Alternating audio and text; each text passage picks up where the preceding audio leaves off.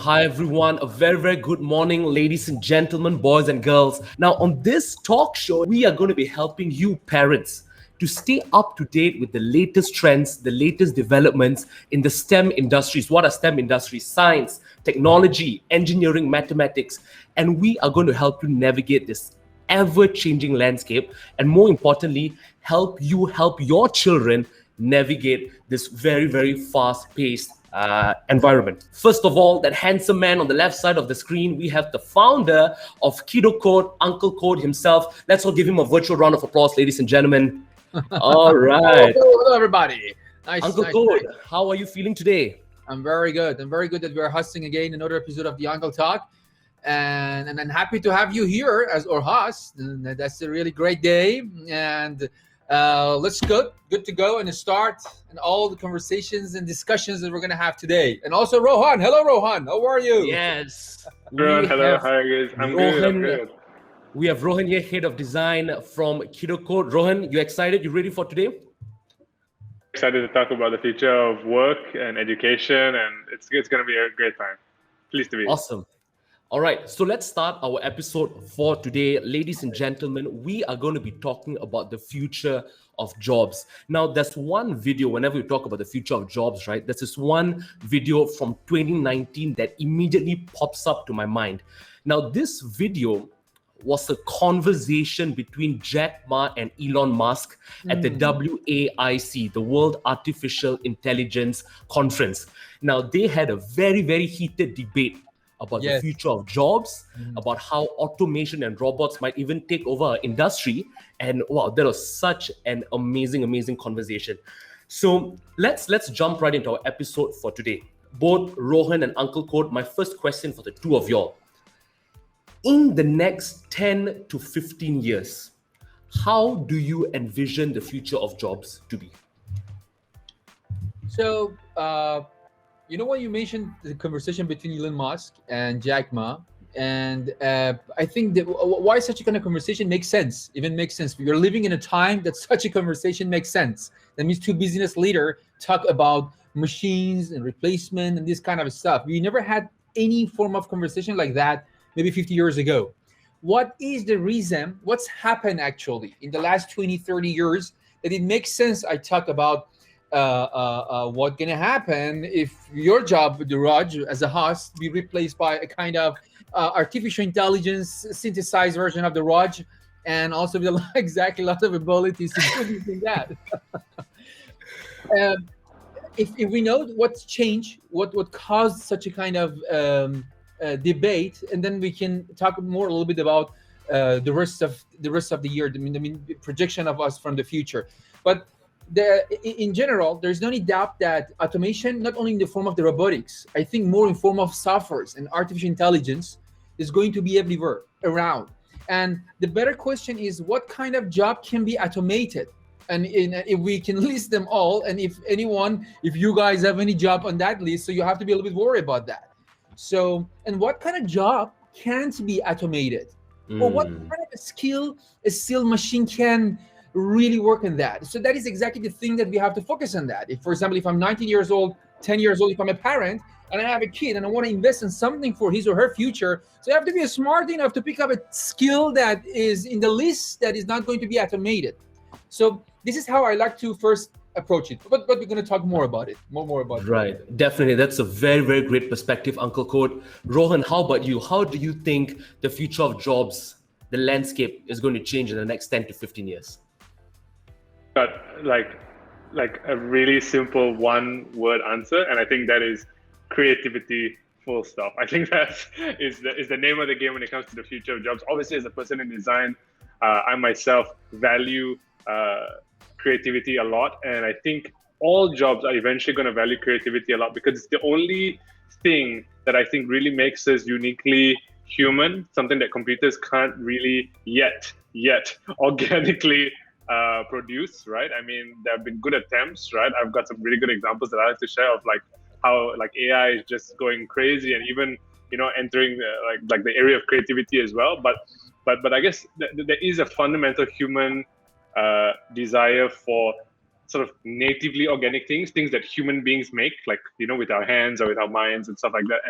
and those will most probably be more appreciated than things, even creative things that are made by things like AI, because of the fact that they are human, right? Just like how we like sometimes handmade things, like those things always have a little sort of special place in our heart because they are handmade. So I think creativity is going to be the foundation of every job that lasts and survives in the next 10, 20, 50 years, probably forever.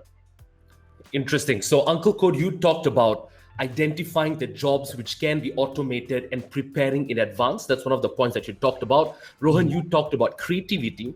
Now, last night, as I was doing research for the topic that we are discussing today, I stumbled across this video from the World Economic Forum, where they were talking about how the pandemic and how the future of jobs is going to be robots, it's going to be automated. And in my mind, the idea of automation in our jobs is a very, very appealing idea, because a lot of the menial, the simpler tasks can be automated, and then we can leave the more complex tasks which require human connection, which requires critical thinking. Us as a human race can focus on that. But I was very surprised to find out that in the entire comment section of this YouTube video, people were bashing the idea of automation. They were saying this is an Illuminati conspiracy. They're saying that this is not, human beings are not supposed to be cattle, even though this seems like a very, very good step in progressing humankind and in our life as people working for a career, right? So what are your thoughts on this? Do you think that industrial automation is good or bad, and why? Maybe we can start with you, Uncle Code. Okay. You know what? I'd like to share something. There is a diagram, there is a chart that I think it back to 1960. Okay, let's say before this sort of internet or coming computers in our daily life. Okay, let me show this one. So I'm going to share my screen. I guess it would be better if I share my screen. So this is before 1970. So look at the blue line is moving up, and look at the orange one. So and then this is job shift due to automation. So this automation is not only because of the AI. There were no any AI. It's industrial revolution. Machines and in engineering is improving, and technology is coming to the game. Machinery technology. And what is this orange?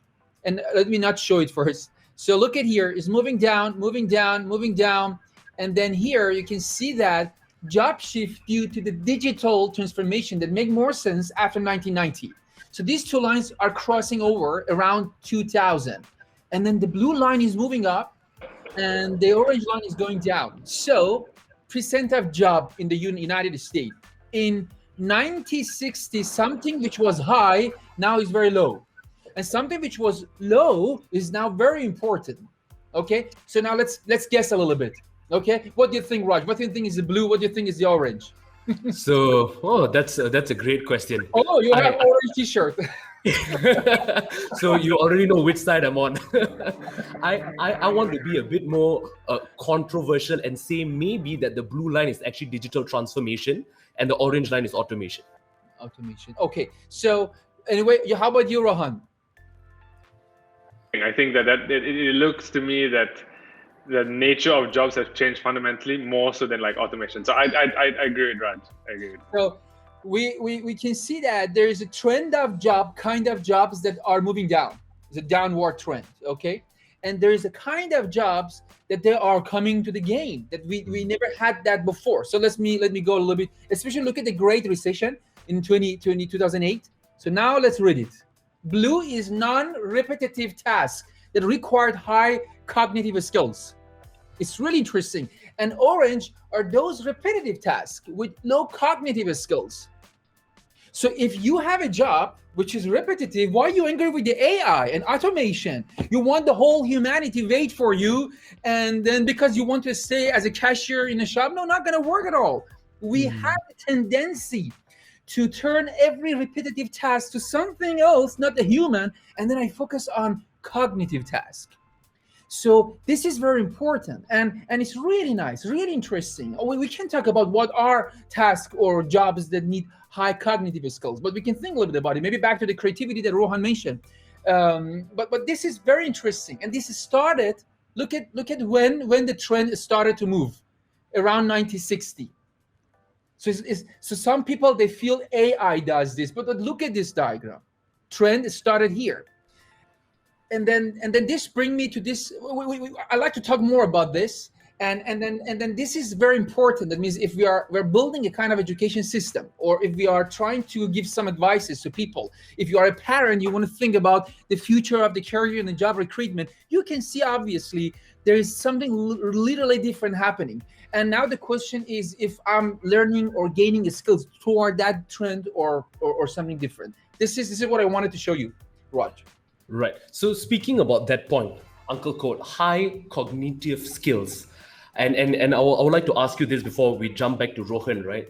What do you think parents can do to help their kids develop these high cognitive skills? What even is high cognitive skills in the first place? Interesting. Very interesting. I think like cognition or metacognitive abilities. For example, I give one simple example to make this a little bit clear. That I can teach you trigonometry and a formula of sine and cosine, and then I can give you a bunch of equations and force you to memorize. And most probably you're going to get A+, because that's how that system formed based on the memorization and bring it out. But it never occurred to you to ask why I need trigonometry, where I need trigonometry, how trigonometry can help a chemist, these are cognitive questions. These are metacognitive, thinking about thinking. So this is a skill that 9 years old can ask question. How many of your 9 years old go out and ask, why the sky is blue? How many of adults ask this question in entire of their life? Okay, that's a problem. The problem is why we don't ask these questions. Why is sky is blue? Why do people do this? Why people do that? And you ask too many whys, you're going to be labeled as a stupid guy. Or why you're asking too many questions. I don't want to have such a kind of child. I want to have a quiet child, sit, listen, and just follow like a kind of robot, actually. And then I don't know why people have issue with the robotics. So any skill, there are a lot of things: critical thinking, logical thinking, rational thinking, reasoning, these kind of skills, debate, arguments, nice questionings, and doing interesting mistakes. There are a lot of things, skills that, unfortunately, to my perspective, the current education system, the current school, which is designed before this 1960, designed when the orange, your t-shirt was on top. Yeah. Designed to teach you how to do repetitive tasks in a better way, not in a way. So this is the issue, because the school system comes back time of the orange color. That is an excellent answer, Uncle Code. I love the point where you said that in a way, because you are afraid to ask questions and just follow what we are told, we are ourselves becoming robots. We're teaching our kids to become robots. And this is a very common issue that we used to face back in school. We have been told not to ask so many questions, just keep quiet and listen. And the teacher enters the class and asks everybody, class, do you have any questions? Nobody answers, because everybody has been taught to just follow. And this is really, really dangerous for kids. So parents at home, if you see this happening with your children, I think it's something for you to pay attention to, because it could become worse.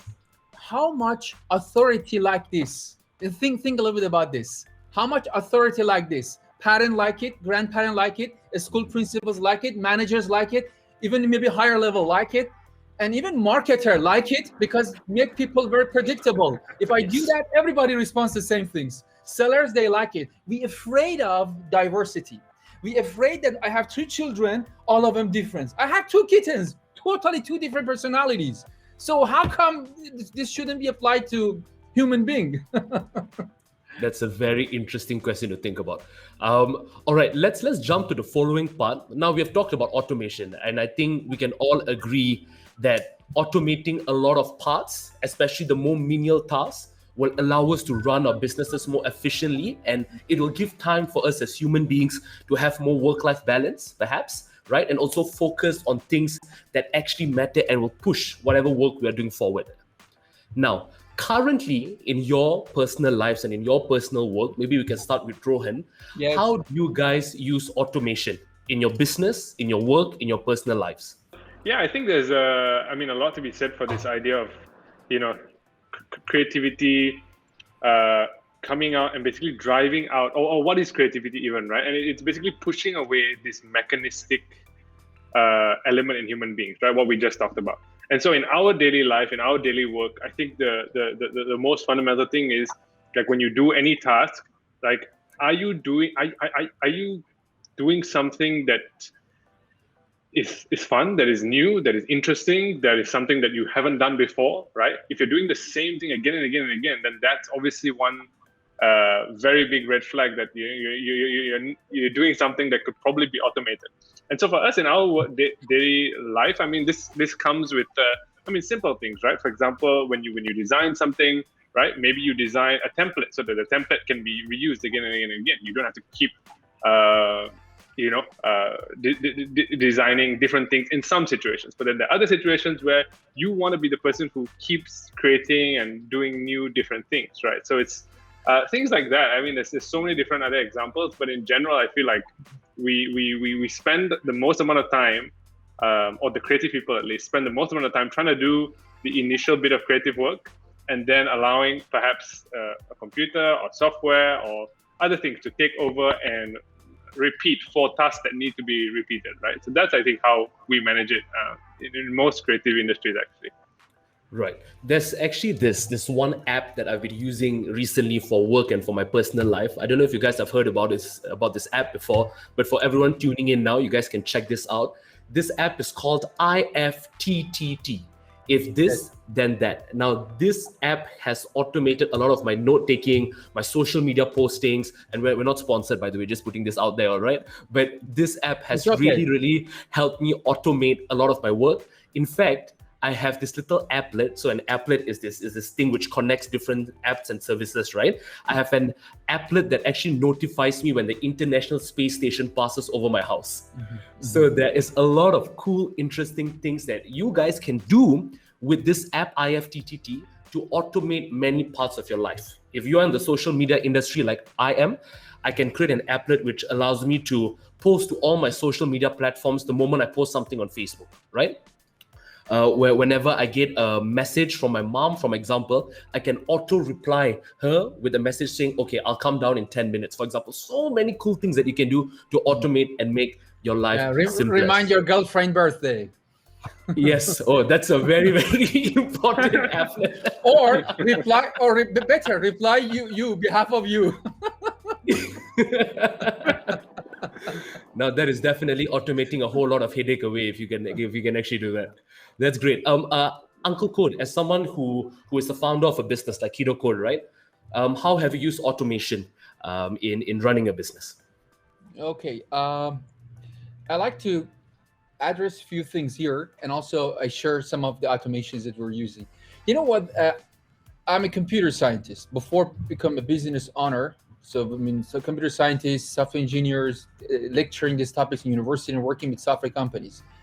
And what I can tell you that in one of the fundamental, even if you back to a story, back in the story, you'll see that automation has a connectivity to computation, some sort of the connectivity.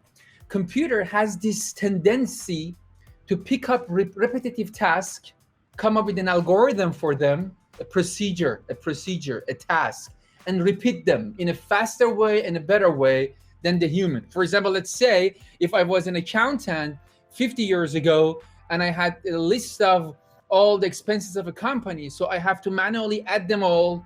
Even imagine when the calculator was not around. When the calculator came to the game, so at least I could ask the calculator to do the job, do the addition. But I have to do the repeat. Add this, by this, by this. So you see the repeat is something that computer is hungry, is greedy. A computer programmer is greedy to remove all the repetitive tasks. It's something that we teach at university to think. We call it iteration.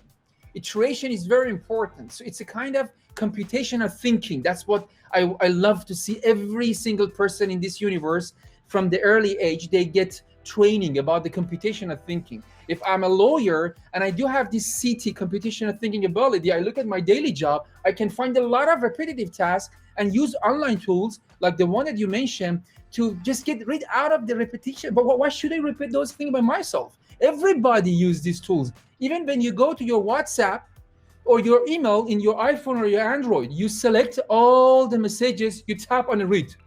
Everybody has, this is exactly getting rid out of a repetitive task. This is a very simple example of how you automate reading all of your messages, even in a simple way.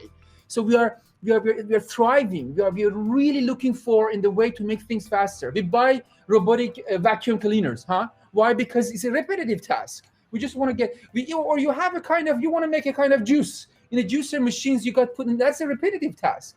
So removing repetitive tasks. Am I there or not there? Okay.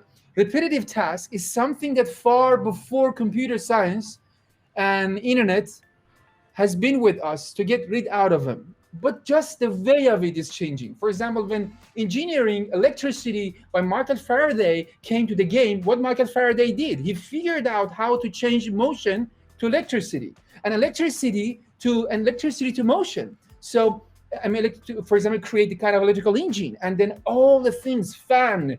Now you can have a kind of ceiling fan. It's a repetitive task. You don't need a person to really make you a little bit feel cold. My point is this: innovator, entrepreneurs, engineers, scientists, they always look around to find how life can be better. One way of making people's life better, to figure out those repetitive tasks, turn it into a machine or a product. And doesn't matter if you're living 500 years ago, or you're living now, or living in 15th century that Gutenberg created printing machine, or now in the futures. But just the type is changing. Now you talk about the softwares, that there are a lot of them, you're right, especially those that give you notification, those that even can be more advanced. It means if you receive an email about your payment, read the data, and then send SMS to your phone, and then this and then that, so you can have pipeline of activities to save your job. So I want to say that this has been with us quite a long time, but now became more obvious.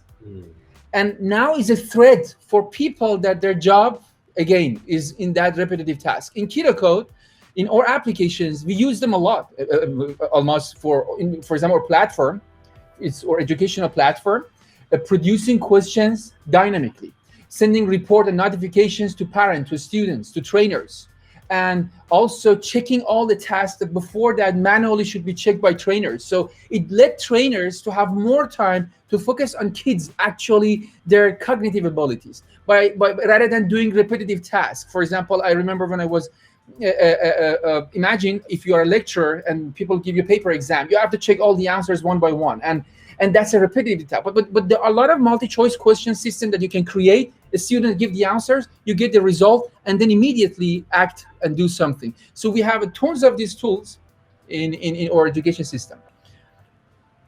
Right. And now, if you're open to sharing within KiddoCode itself, because you are managing a team, you're working with a team, right? What are some ways that you have used automation to streamline a lot of these processes? For example, one of the applications we use is ClickUp.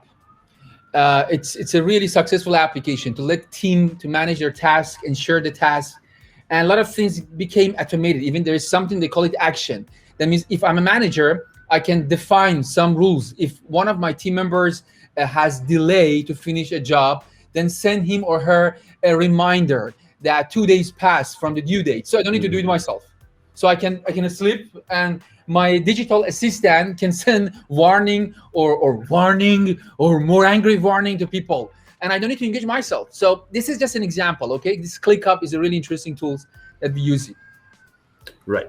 Okay, I would like to take this opportunity to segue into the next part of our conversation. Now, we have talked about developing high cognitive skills, right, for kids in order to make them automation proof, for lack of a better term. Now, and all this has to stem from an education system or an education philosophy which allows them to develop these abilities and these skills. Now, very briefly, let's talk about what is the education system doing poorly, and what else can we add, or what else can we change in order to improve the quality of our children's education? Maybe we can start with you, Rohan. So much. We do a lot of it here at KiddoCode, or at least we're trying to in many new ways as well. It's endless, because there's so many things wrong with the way we do things now in the current public education systems. I mean, in this traditional education systems, right? There's so much that's not done right, and obviously all three of us who've come from those education systems, we know, we've lived through it, we've been through it, And actually, it's crazy. If you look at the history of education, it hasn't changed much, right? The system itself is from the industrial era, and we still essentially educate people like that, in that, as if we were in that era, but we're clearly not. We're very far away from that now, and the needs and demands of the workforce have changed so much. So, what do we do in Kiroko? Like, what things differently do we do, or what should any education provider do? Well, you could follow Kiroko. You could try and do things a little bit more like us. I think one of the things that we definitely do is, as Uncle Code mentioned, having a lot of the repetitive, I call it metric measurements, right? Taking note of all these little things. It's really hard. It's almost impossible for a human being, for example, right? Like, imagine a teacher standing in front of 40 students, trying to understand all their weaknesses, strengths, interests, all of that. It's impossible. It's super hard, right? And there are classrooms even bigger than that, right? Think about a lecture hall, right? It's crazy. But then when you use smart tools like what we do at Kiroko with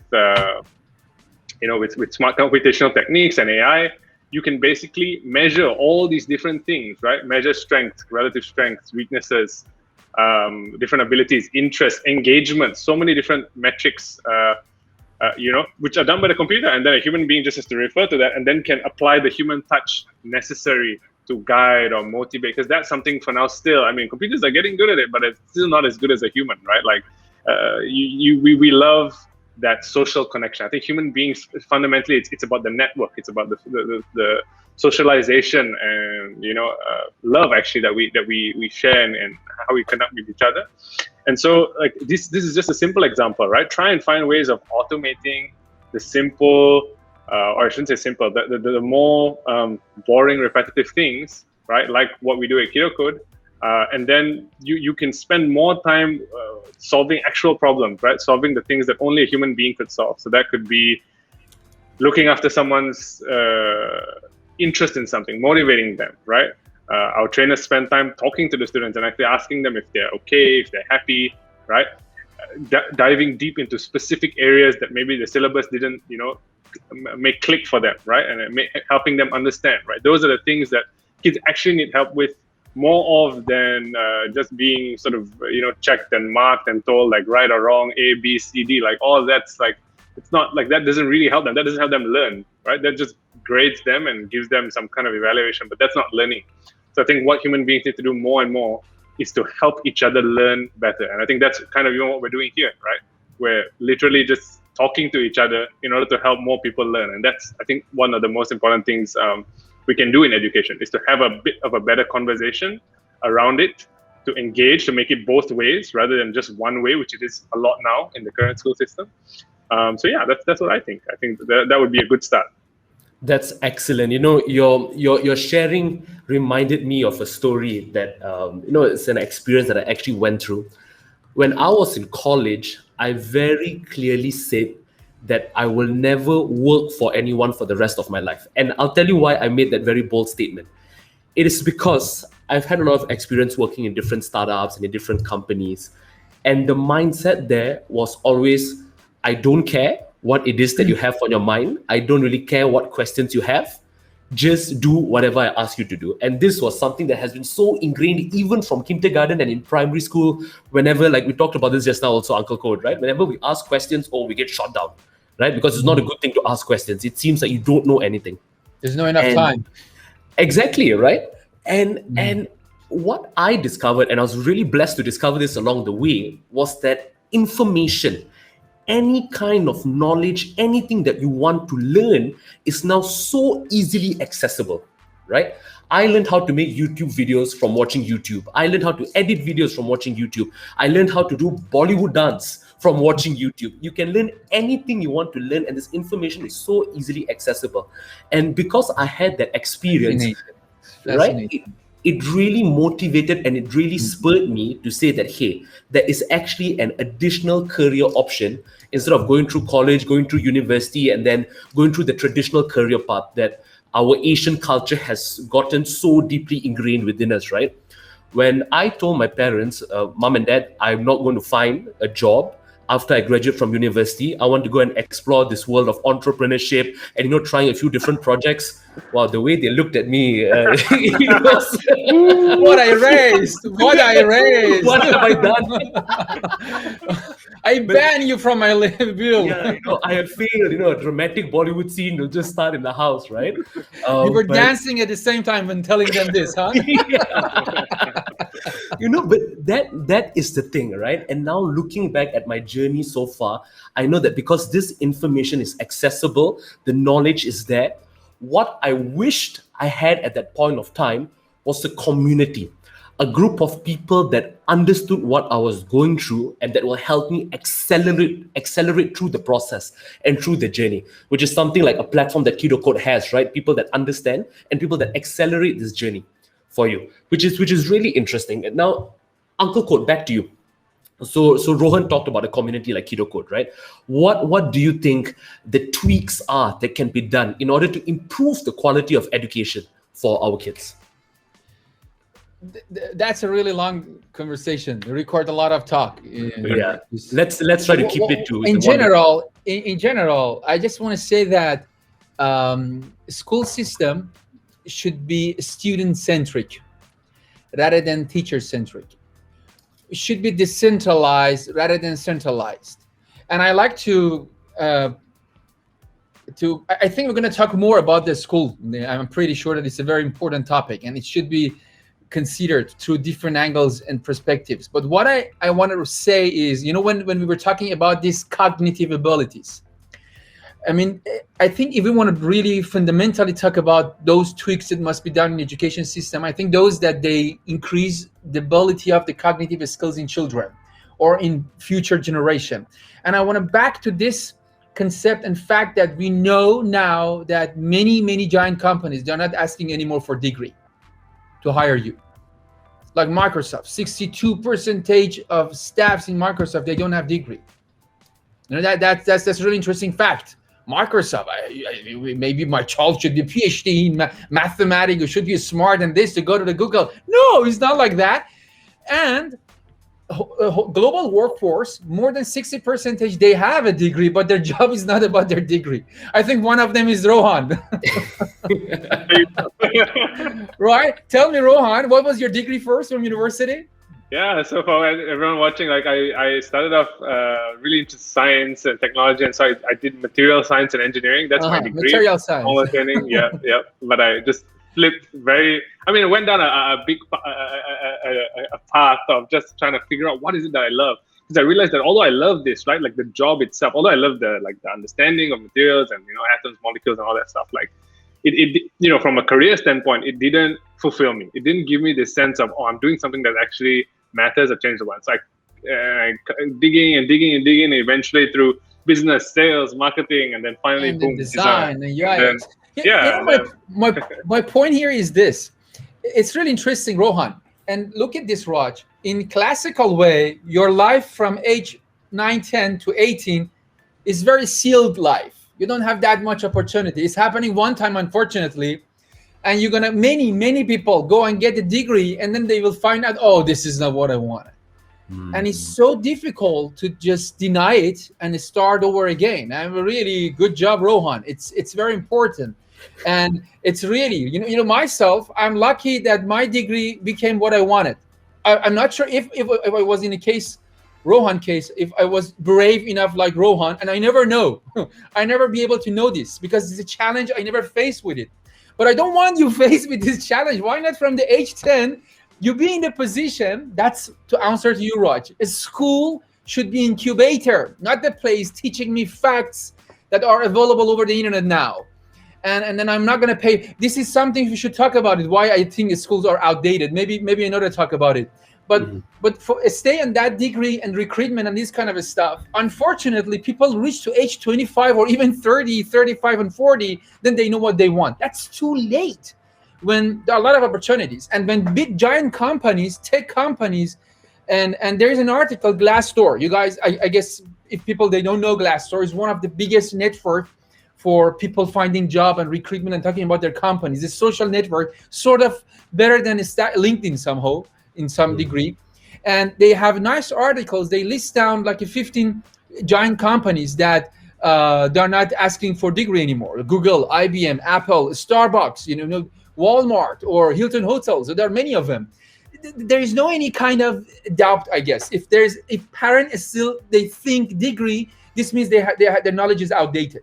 It means they don't search. They just refer to what they heard from their grandpa and grandma, and that's how education system work. Make you prepare based on previous generation, not for ahead generation. And when we look at this degree, and when we see the recruitment is getting like that, I like to address this important gig economy and freelance economy that you have to survive by collecting more skills rather than one degree in computer science or one degree in, for example, art or media. Skills, upskilling, reskilling, it's a very important thing. Within a few years in US, number of freelancers will cross non-freelancers. So that's very important. It is supposed to be 2027, but after COVID, it's going to be by 2023. And that's a big boom. Most of people are going to work freelancers, and understanding freelancing is very important. And preparing children for this economy, not the economy need you to get master and PhD and then interview in the job, and those things are dying. My concern is why we don't understand this, and why Malaysian parents consume more than 100,000 ringgit for tertiary education system, which is not the only way anymore to be successful and not efficient way.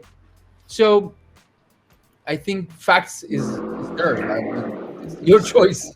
So definitely the main concern that parents have when it comes to the freelancer or the gig economy is this whole idea of not having stability from a financial perspective. So Rohan and Uncle Code, what can you tell parents to alleviate their fears? Because I can tell you for a fact that with my parents, that's the challenge I had when I told them that I wanted to enter this freelancer economy. And the only thing that calmed them down was showing my account at the end of the day and saying, look, the freelancer life is paying me much more and much more stable compared to a 9-to-5 job, right? That was the thing that elevated their fears. But what can you tell parents who eventually in a few years, their kids are going to come up to them and say, oh, mom, maybe I want to be a YouTuber, right? Oh, mom, maybe I don't want to work a 9-to-5 job, but I want to do design work, UI, UX design, freelance.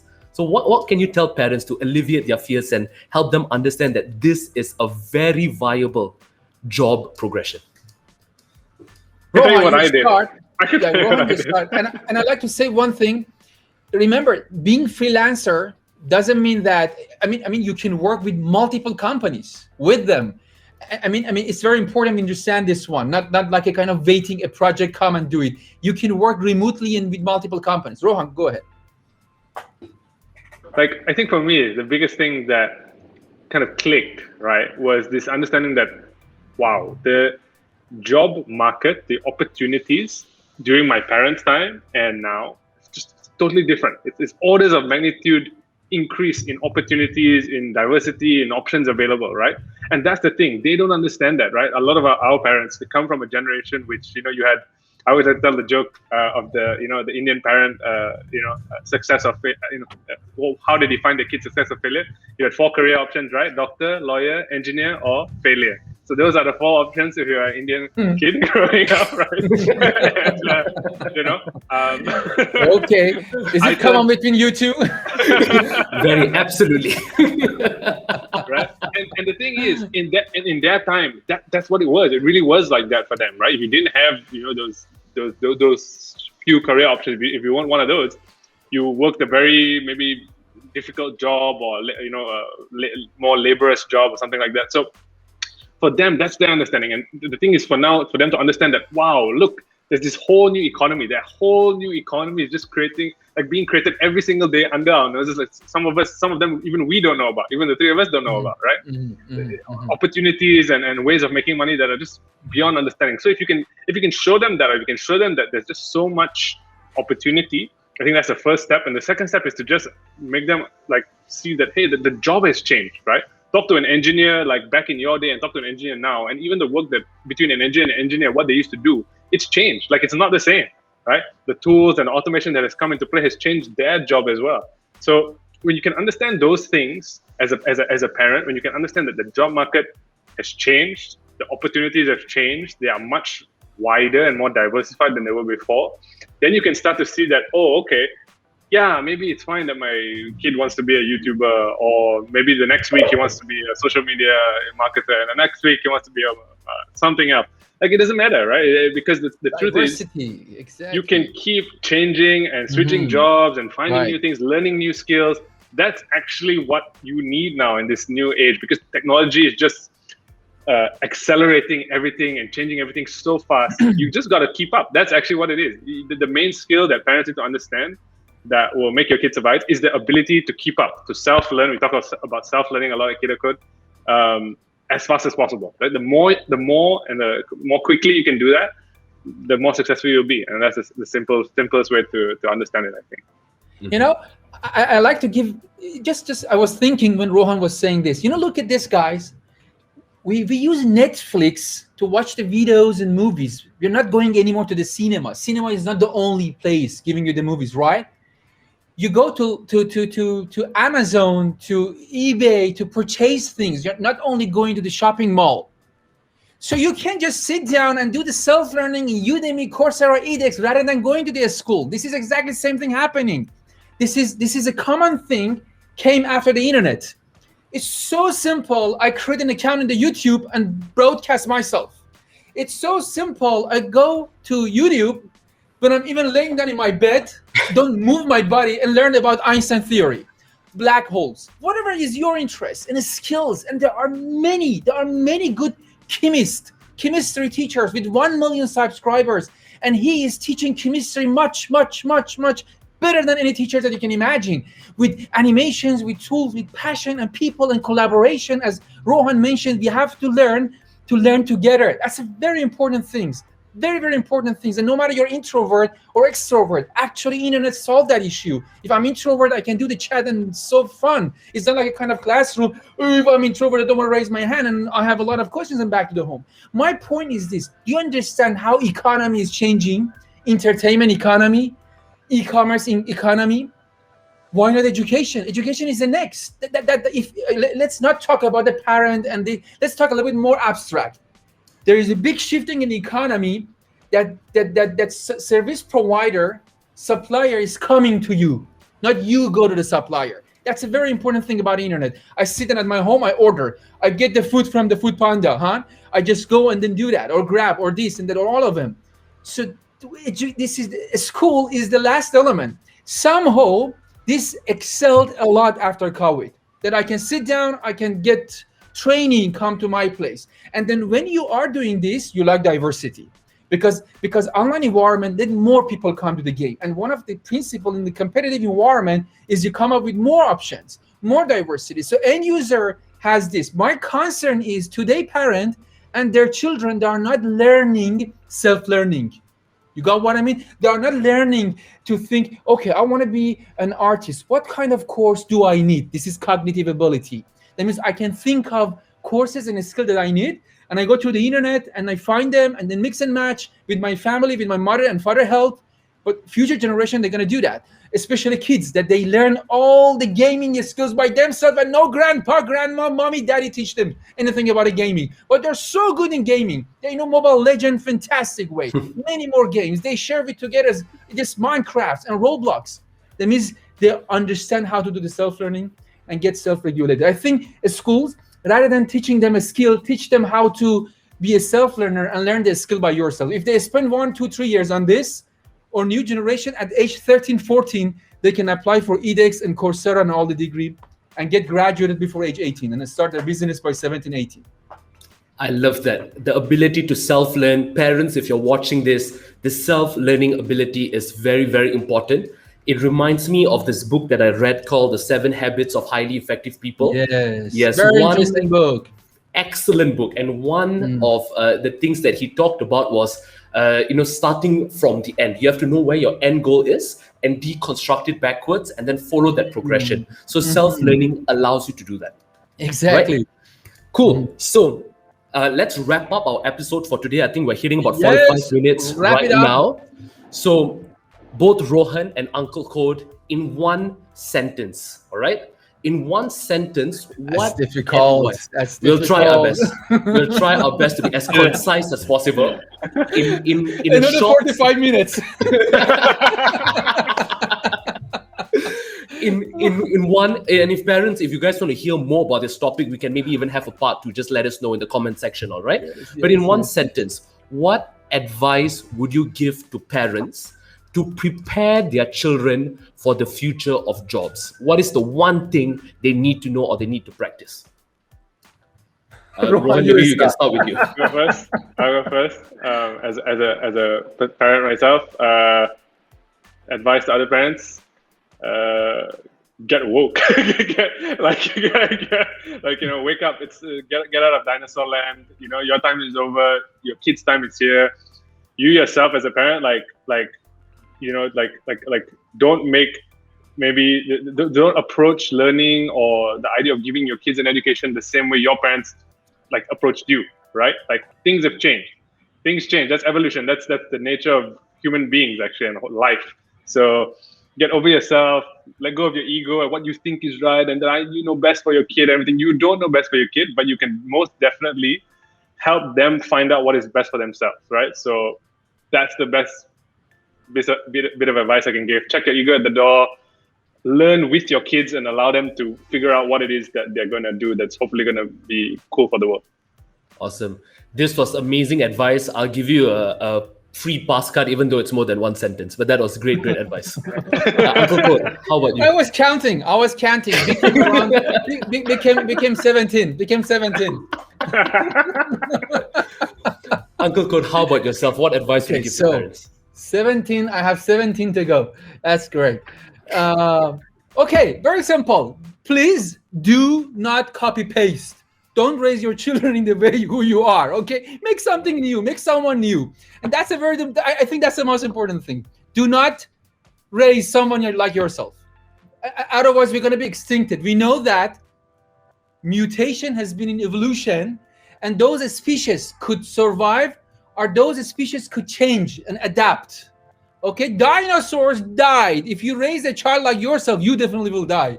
And next generation.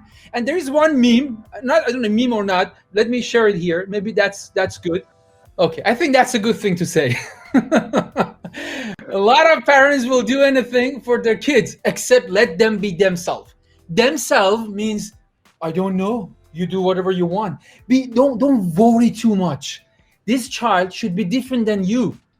If all of us are saying, who's going to find a cure for HIV?